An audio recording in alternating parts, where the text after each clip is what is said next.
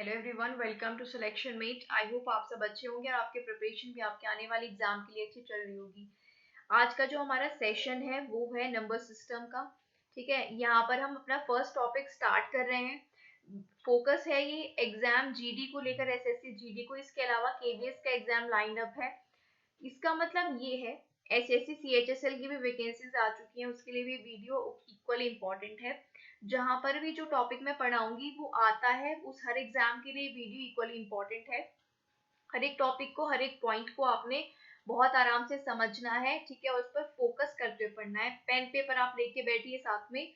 Session की PDF आपको मिल जाएगी। अगर आप चाहे तो हैंड रिटन नोट्स भी अपने प्रिपेयर कर सकते हैं। ठीक है, तो चलिए अब जल्दी से हम आज का सेशन स्टार्ट करते हैं। अगर चैनल को आपने सब्सक्राइब नहीं किया है तो डू सब्सक्राइब सिलेक्शन में, और बेल आइकन को भी आप प्रेस कर लीजिए। ठीक है, तो चलिए अब आज का वीडियो स्टार्ट करते हैं पहली स्लाइड से। नंबर सिस्टम के लिए सबसे पहले हमें पता होना चाहिए कि नंबर्स क्या होते हैं और कितने होते हैं। देखिए 10 नंबर्स होते हैं 0 to 9, 0 1 2 3 4 5 6 7 8 9। ठीक है, इन्हीं पर जितनी भी कैलकुलेशंस होती हैं, पूरा नंबर सिस्टम है इन्हीं नंबर्स पर डिपेंड करता है।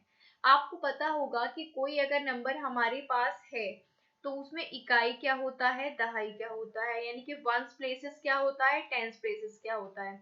तो देखिए राइट साइड से जो पहला होता है वो वंस होता है यानी इकाई, फिर दहाई, सैकड़ा, हजार, 10,000, लाख, 10 लाख, कुछ इस तरह से प्रोसेस होता है।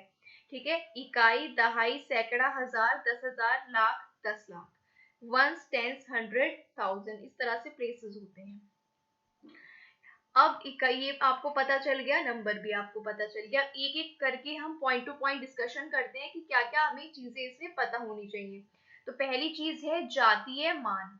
ठीक है, यानी कि जो फेस वैल्यू होती है या लोकल वैल्यू होती है वो क्या होती है।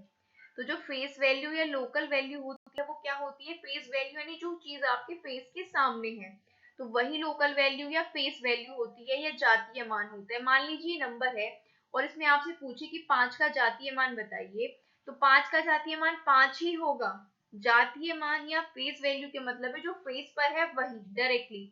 अगर आपसे 5 का जातीय मान पूछे तो वो 5 होगा, 2 का जातीय मान पूछे तो 2 होगा, 6 का जातीय मान पूछे तो 6 होगा, यानी कि जो फेस पर है वही फेस वैल्यू है। आई होप आपको ये बात क्लियर हो गई होगी कि जातीय मान क्या होता है, जो नंबर है वही खुद में जातीय मान होता है। अब दूसरा टॉपिक आता है स्थानीय मान। स्थानीय मान क्या होता है, यानी कि प्लेस वैल्यू क्या होती है। प्लेस वैल्यू क्या होती है इसको आपको थोड़ा समझना है। प्लेस वैल्यू होती है उनकी प्लेस के यानी कि स्थान के अकॉर्डिंग। अगर इकाई का अंक है तो उस वैल्यू के आप 1 से मल्टीप्लाई करोगे। दहाई के अंक की प्लेस वैल्यू पूछी है तो 10 से मल्टीप्लाई, क्योंकि दहाई का मतलब है 10, इकाई का मतलब है 1। अगर सैकड़े पर जो वैल्यू है 100 प्लेस पर, उससे की वैल्यू पूछेगी तो सैकड़े से मल्टीप्लाई करोगे यानी 100 से। फिर इसके बाद यहाँ पर जैसे सैकड़े पर 7 था, ठीक है, इसके अकॉर्डिंग ले लेते हैं। फिर 6 जो है वो किस पर है, 1000वें प्लेस पर है, तो इसकी 1000 से मल्टीप्लाई करोगे। सिंपल इनको मल्टीप्लाई करके लिखना है और यही क्या है, स्थानीय मान है, यानी कि प्लेस वैल्यू है। आई होप आपको ये बात समझ आ गई होगी what I am trying to say, कि प्लेस वैल्यू में प्लेस से मल्टीप्लाई करनी है। अगर 3 का प्लेस वैल्यू पूछे, क्योंकि 3 इकाई के स्थान पर है, तो 3 इंटू 1 कर दो। अगर आपसे 6 का स्थानीय मान पूछे तो 6 देखिए पहले कौन से स्थान पर आ रहा है, इकाई, दहाई, सैकड़ा, हजार, 1000वें स्थान पर, तो 6 की मल्टीप्लाई कर दो 1000 से, तो 6000 इसकी क्या आ जाएगी, प्लेस वैल्यू। अब मैं अगर आपसे पूछूं कि 6 की फेस वैल्यू क्या है, 6 का जातीय मान क्या है, तो 6 का जातीय मान 6 है, 3 का जातीय मान 3 है।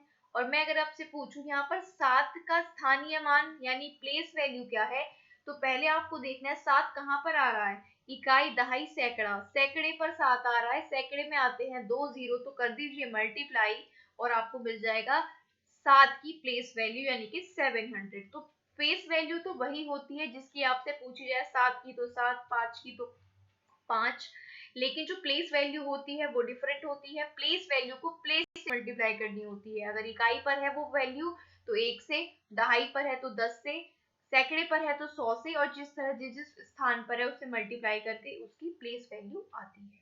आई होप इतनी चीज आपको क्लियर होगी। नेक्स्ट पॉइंट है हमारा सम संख्या यानी कि इवन नंबर क्या होता है। वो सभी संख्या जो 2 से कट जाए वो इवन नंबर है, जैसे 2, 16, 8, 122, 90, कुछ भी ऐसा नंबर जो 2 से कट जाए वो सम संख्या होता है। ये आपको पता होगा तो हम इसमें ज्यादा टाइम भी वेस्ट नहीं करेंगे। नेक्स्ट पॉइंट पर आएंगे, विषम संख्या यानी कि ऑड नंबर क्या होता है। ऑड नंबर वही होता है जो 2 से ना कटे, यानी सिंपल है, जो 2 से कट जाए वो इवन यानी कि सम संख्या, और जो 2 से ना कटे वो विषम संख्या यानी कि ऑड नंबर होता है। जैसे जो 2 से ना कटे वो सब नंबर, चाहे 3 हो, 9 हो, 11 हो, 131 हो, कुछ भी हो, 2 से ना कटे वो हो जाती है विषम संख्या। आई होप इतना आपको क्लियर होगा। अब आते हैं इंपॉर्टेंट पॉइंट पर, अभाज्य संख्या पर, जो कि लोग इसमें कंफ्यूज होते हैं, आपको ध्यान से समझना है। अभाज्य संख्या यानी कि प्राइम नंबर क्या होता है, वो प्राकृत संख्या जिसके केवल 2 फैक्टर हो। कोई भी एक ऐसी संख्या, प्राकृतिक संख्या जिसके केवल 2 ही फैक्टर्स बने, 2 ही गुणनखंड बने, वो प्राइम नंबर होगा। मान लीजिए आपने 23 लिया, मैं बोलती हूँ आपसे आप 23 के फैक्टर करिए, आप बोलेंगे नहीं मैम 23 के फैक्टर्स नहीं हो सकते, तो 23 से ही कट होगा, लेकिन एक से भी तो कट होगा ना। एक को हम इग्नोर कर देते हैं, इग्नोर नहीं करना है, ठीक है। तो एक तो खुद 23 से कट होगा, और एक किससे कट होगा, 1 से। तो यहाँ पर इसके 2 फैक्टर हो गए, तो बस जो अपने आप से कटे और जो एक से कटे वो प्राइम नंबर होगा, आपको याद रखना है। जो खुद से कटे और एक से कटे, तो 2 फैक्टर हो गए ना इसके, इसके केवल 2 ही फैक्टर, वो प्राइम नंबर आपका हो जाएगा, याद रखेंगे। एक तो वो खुद से कटता हो और वो एक से कटता हो। इसके अलावा आपको याद रखना है कि सबसे छोटा प्राइम नंबर 2 है। ये क्वेश्चन एग्जाम में कई बार आ चुका है। सबसे छोटा प्राइम नंबर क्या है, 2, आपको ये याद रखना है। इसके बाद मैं बात करूं, अगर 1 से 100 तक कितने प्राइम नंबर्स होते हैं, ये भी डायरेक्टली क्वेश्चन आपसे पूछ लिया जाता है।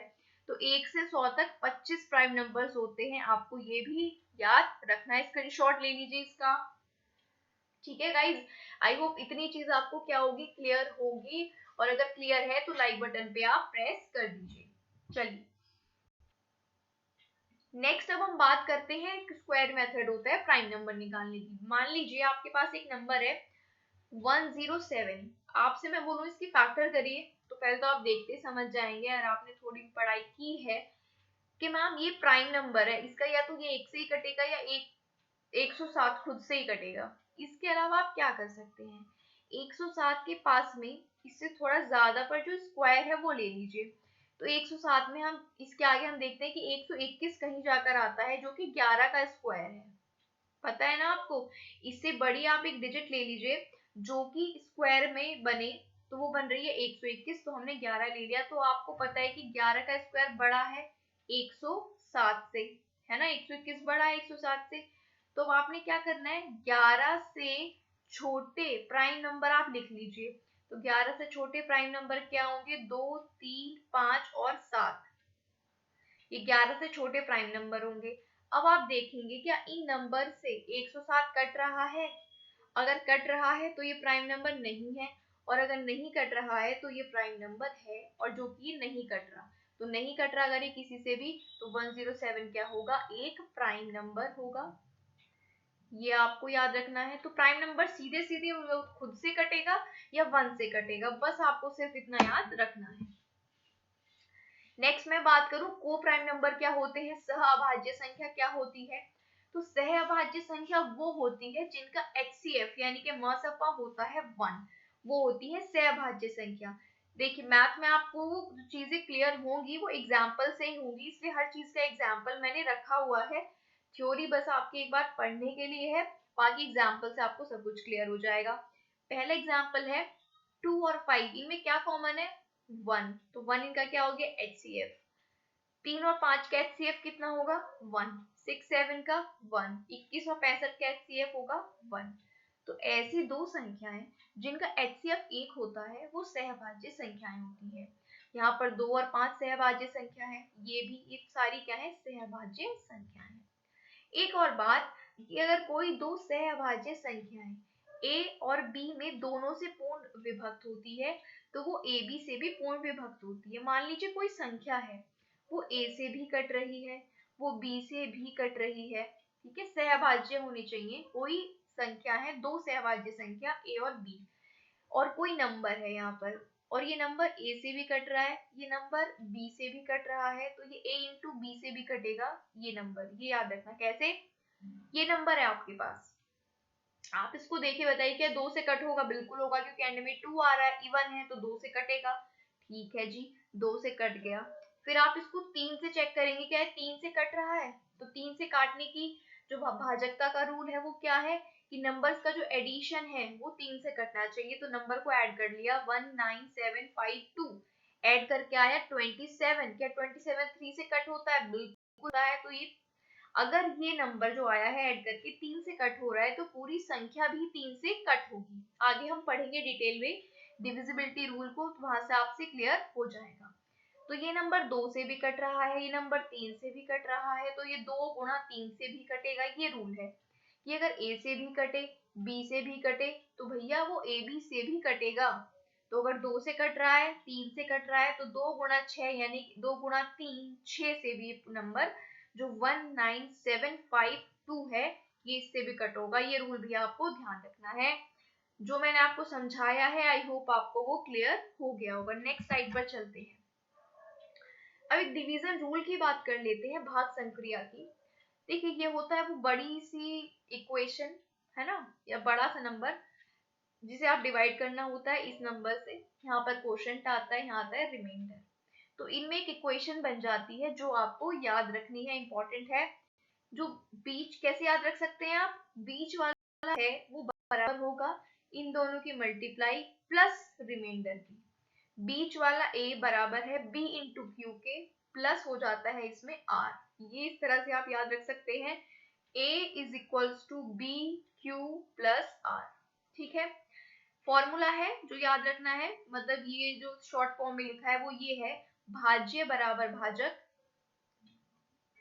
गुणा भागफल प्लस शेषफल, dividend equals to divisor into quotient plus remainder. ये फॉर्मूला बहुत इंपॉर्टेंट है, इस पर बेस्ड क्वेश्चंस आपको देखने को मिलते रहते हैं हर एग्जाम में। तो भाज्य बराबर भाजक गुणा भागफल प्लस शेषफल, स्क्रीनशॉट ले लीजिए, ये आपको याद रखना है। चलिए ये स्लाइड भी आपको क्लियर हो गई होगी। अब नेक्स्ट इकाई अंक यानी कि यूनिट डिजिट की बात कर लेते हैं। यूनिट डिजिट एग्जाम में पूछी जाती रही है, तो ये आपको ध्यान रखना है कैसे होता है। देखिए यूनिट डिजिट का मतलब होता है इकाई अंक, यूनिट डिजिट यानी कि इकाई अंक।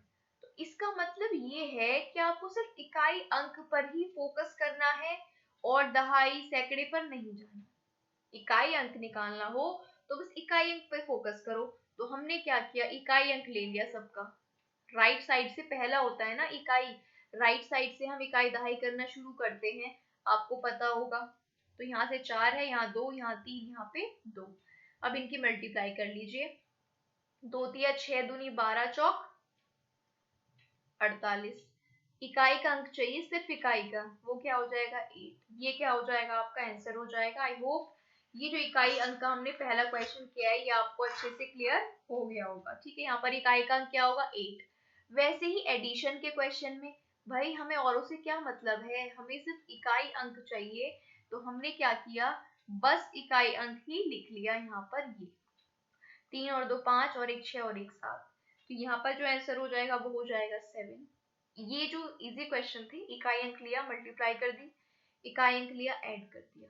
नेक्स्ट आप समझिए इसका जो मेन कॉन्सेप्ट है।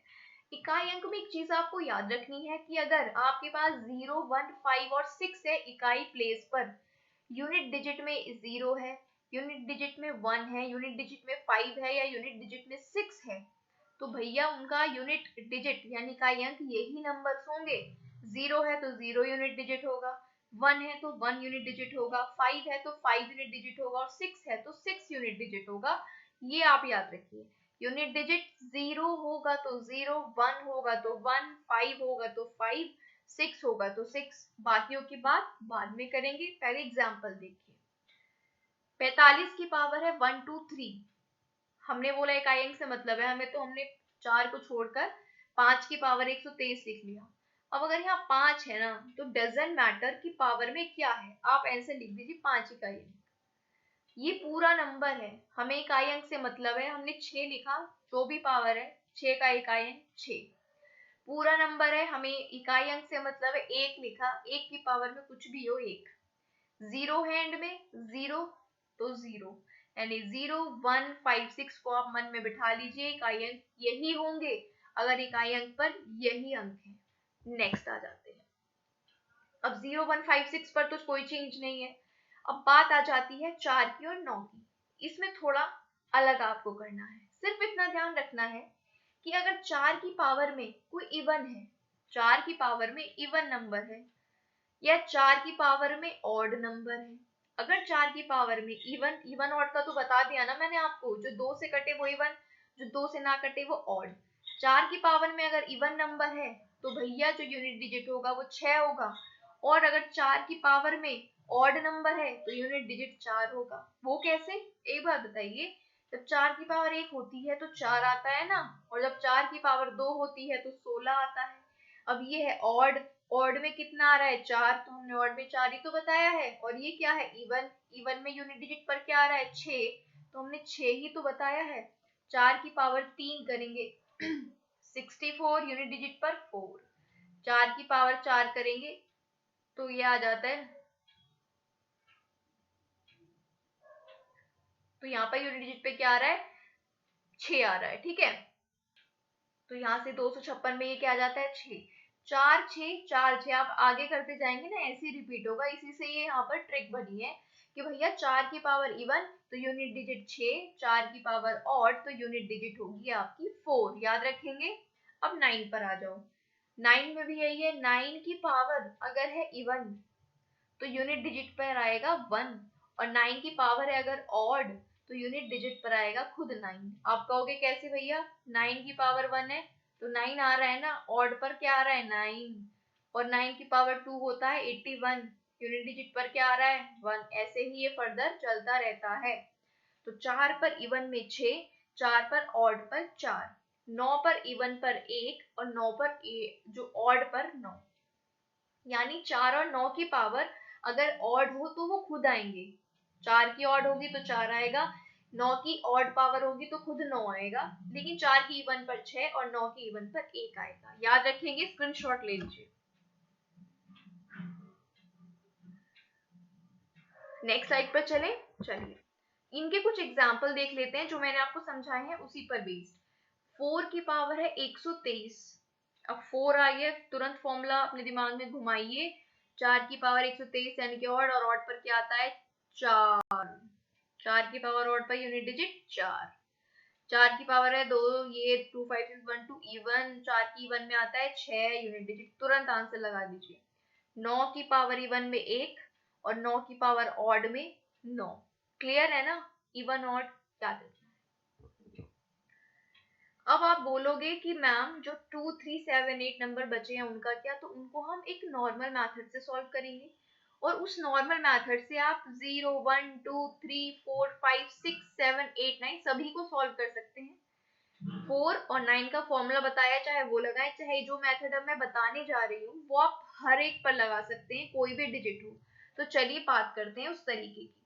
अब हमने बोला भाई अगर यूनिट डिजिट बताना है इसका तो यूनिट डिजिट ही लिख लेते हैं ना हम, 3 की पावर 125। अब हम क्या करें, 3 की हमें कोई ट्रिक नहीं पता, तो एक नॉर्मल फॉर्मूला लगाइए। जो भी पावर में है ना उसको 4 से डिवाइड कीजिए, जो भी पावर में है उसको 4 से डिवाइड करके रिमाइंडर बताइए मुझे कितना आ रहा है। आप भी करिए डिवाइड, 4 तिया 12, 4 एकम 4, एक रिमाइंडर आ रहा है भैया, रिमाइंडर लिख लीजिए 1। और अब इसे 125 की जगह ये रिमाइंडर लिख दीजिए, पावर में 125 की जगह ये रिमाइंडर लिख दीजिए, और आपका आंसर आ जाएगा यूनिट डिजिट 3। बहुत सिंपल है। क्या करना है, जो भी पावर है उसको 4 से डिवाइड करिए, जो रिमाइंडर आ रहा है उसको 125 के प्लेस पर रख दीजिए यहाँ पर, और वही आपका आंसर होगा। जैसे नेक्स्ट क्वेश्चन में, अब यहाँ पर 3 की पावर क्या हो गई है 24। अब आप कहेंगे कि मैम आपने बोला है कि 24 को 4 से डिवाइड करो, क्योंकि पावर को 4 से डिवाइड करते हैं, 4 छंग 24, तो यहाँ पर तो कोई रिमाइंडर आ ही नहीं रहा है। यहाँ पर पूरा पूरा कैंसिल हो गया, ये पूरा पूरा नहीं हो रहा था तो रिमाइंडर आ रहा था। ये तो 4 से 24 पूरी पूरी तरह कट होता है, रिमाइंडर आया 0। तो भाई इसका भी इलाज है, अगर रिमाइंडर 0 आए तो पावर के प्लेस पे रख दो 4। अगर किसी भी क्वेश्चन में रिमाइंडर 0 आ गया ना आपका, तो जो भी पावर में दिया हुआ है उसकी जगह आपको 4 रखना है। तो 3 की पावर 4 होता है 81 और इसमें यूनिट डिजिट कितना है 1, तो 1 आपका क्या आ जाएगा आंसर। आई होप आपको ये दोनों अलग अलग तरह के क्वेश्चन क्लियर होंगे। जो रिमाइंडर बचता है वो पावर में लगा देते हैं, ठीक है, और रिमाइंडर अगर 0 बचे तो पावर में क्या लगाएंगे 4 लगाएंगे, ये आपको याद रखना है। चलिए नेक्स्ट, अब कुछ क्वेश्चंस की बात कर लेते हैं। देखिए यहाँ पर यूनिट डिजिट में क्या है 1, 1 में हमेशा यूनिट डिजिट 1 ही आएगी तो 1 लिख दो। यहाँ पर यूनिट डिजिट में क्या है 6, 6 में यूनिट डिजिट 6 ही आएगी क्योंकि हमें पता है 0 1 5 6 में यूनिट डिजिट वही आती है जो है, तो यहाँ पे आंसर हो जाएगा 6। यहाँ पर 4 का फॉर्मूला लगा देते हैं, ठीक है, 4 का फॉर्मूला लगा देते हैं ना। 4 की पावर कितनी है, ये सिर्फ यूनिट डिजिट पे फोकस करिए। 4 की पावर ऑड, 4 की पावर ऑड में 4 खुद आता है तो 4 यूनिट डिजिट हो जाएगा। इसके बाद भैया 5 की पावर कुछ भी हो 5 ही यूनिट डिजिट आती है, और 1 की पावर कुछ भी हो 1 ही यूनिट डिजिट आती है। तो 5 चौक 20, लेकिन 20 आंसर थोड़ी होगा, हमसे तो यूनिट डिजिट पूछा है, तो यूनिट डिजिट क्या है 0, तो 0 आंसर हो जाएगा। अब यहाँ पर एक और बात समझिए, यूनिट डिजिट पर अगर 5 के साथ कोई इवन नंबर आ जाए तो यूनिट डिजिट 0 होगा, सॉल्व मत करिए उसको। कैसे, यहाँ पर 5 है, यूनिट डिजिट पर इवन नंबर ढूंढिए, इसके अलावा जो नंबर है उनमें इवन नंबर ढूंढिए यूनिट प्लेस पर। यहाँ आप तो 1 है, ऑर्डर नहीं ले सकते, यहाँ पर 4 मिल गया, यूनिट डिजिट 0। एक बार बताओ, जब आप 5 की 4 से मल्टीप्लाई करोगे तो यूनिट डिजिट पे तो 0 ही आएगा ना। 5 की 2 से करोगे तो यूनिट डिजिट पे 0 ही आएगा ना। 5 की 6 से करोगे तो यूनिट डिजिट पे 0 आएगा। तो अगर ऐसी इक्वेशन जिसमें 5 के अलावा यूनिट डिजिट पर इवन नंबर मिल जाए तो 0 डायरेक्ट लगा दीजिए, उसका यूनिट डिजिट आंसर। ये मैंने आपको बता दिया। अब इस क्वेश्चन की बात कर लेते हैं। चलिए 9 की पावर, अब 9 है, 9 की पावर हमने देखनी है, यूनिट डिजिट पे फोकस करना। 9 की पावर है इवन, 9 की पावर इवन होगी तो क्या आता है याद करिए 1। 9 की पावर इवन होगी तो यूनिट डिजिट क्या आती है 1 आती है। अब 3 का कोई मेथड नहीं है तो इसको हम सॉल्व कर लेंगे। 3 की पावर 162, हम 162 को 4 से डिवाइड करेंगे, 4 चौक 16, यहाँ पर रिमाइंडर बचा 2, तो हमने 3 के इसकी जगह यहाँ पर क्या लिख दिया 2, और 3 का स्क्वायर होता है 9, तो ये आ गया 9, 9 और 1 होता है 10, और 10 में जो यूनिट डिजिट है वो कितनी है 0, तो इसका आंसर क्या हो जाएगा 0 हो जाएगा। बताइए आपको ये क्वेश्चन जो अभी तक हमने डिस्कस करे हैं क्या आपको ये क्लियर है? जल्दी से बताइए, ये जो क्वेश्चंस हमने करे हैं क्या आपको ये अच्छे से क्लियर है? ठीक है, तो इसका आंसर आ जाएगा 0। नेक्स्ट क्वेश्चन है, देखिए 1 है यूनिट डिजिट पर, 1 ही का 1 ही होगा, यहाँ पर 5 है, 5 का 5 ही होगा। अब 4 का बताइए, 4 की पावर ये क्या है, इवन है ऑड है, इवन है, तो 4 की पावर इवन में क्या आता है 6, 6 पंजे 30, यूनिट डिजिट 0। आप कहोगे ओ मैम आपने इतना लंबा क्यों किया, 5 के साथ तो इवन नंबर आ रहा है ना यहाँ पर 4, तो डायरेक्ट लगा देते 0, बिल्कुल, तो डायरेक्ट 0 इसका यूनिट डिजिट हो जाएगा। अब इसके आगे है डिविजिबिलिटी रूल, ठीक है, इसकी हम बात करेंगे अपनी नेक्स्ट वीडियो में। इसके अलावा सो गाइस आगे के जो टॉपिक है वो हम डिस्कस करेंगे नेक्स्ट सेशन में, जिसमें हम डिविजिबिलिटी रूल पढ़ेंगे इससे। ठीक है, आज के लिए बस वीडियो को हम यहीं पर पॉज करेंगे। तो वीडियो अगर आपको अच्छी लगी है तो जल्दी से लाइक कर दीजिए, चैनल को सब्सक्राइब कर लीजिए अगर अभी तक नहीं किया है तो, बेल आइकन को भी प्रेस कर लेना जिससे सभी वीडियो का आपको नोटिफिकेशन मिलता रहे। और आपको अपनी तरफ से बस मेरे लिए काम करना है, एक तो पढ़ते रहना है और दूसरा वीडियो देखने के बाद हर वीडियो को आपको शेयर करना है अपने सारे ग्रुप्स में, अपने सारे फ्रेंड्स के साथ। आपकी तरफ से सिर्फ इतना एफर्ट हमें चाहिए कि वीडियो आप ज्यादा से ज्यादा लोगों तक पहुंचाएं जिससे ज्यादा लोग देख पाएं और हमें भी मोटिवेशन मिले कि ज्यादा से ज्यादा लोग पढ़ रहे हैं हमारी वीडियो से। तो गाइस पढ़ते रहिए। कमेंट बॉक्स में हमारे डिस्क्रिप्शन में जो है टेलीग्राम चैनल का लिंक है, वहां से आपको पीडीएफ मिल जाएगी जिससे आप अच्छे से और रिवाइज कर सकते हैं, खुद से सारे क्वेश्चंस को सॉल्व कीजिए। पूरा जो कॉन्सेप्ट है खत्म होने के बाद हम हर चैप्टर के क्वेश्चंस भी डिस्कस करेंगे, तो आपकी जो पूरी तैयारी है वो बहुत अच्छे से हो जाएगी। कोई भी आपके डाउट है वो आप कमेंट बॉक्स में लिखकर पूछ सकते हैं, और वीडियो कैसा लगा ये भी जरूर बताएं कमेंट बॉक्स में। ठीक है, तो पढ़ते रहिए, अपनी तैयारी को अच्छे से करते रहिए। आज के लिए बस इतना ही। Thank you for watching the video.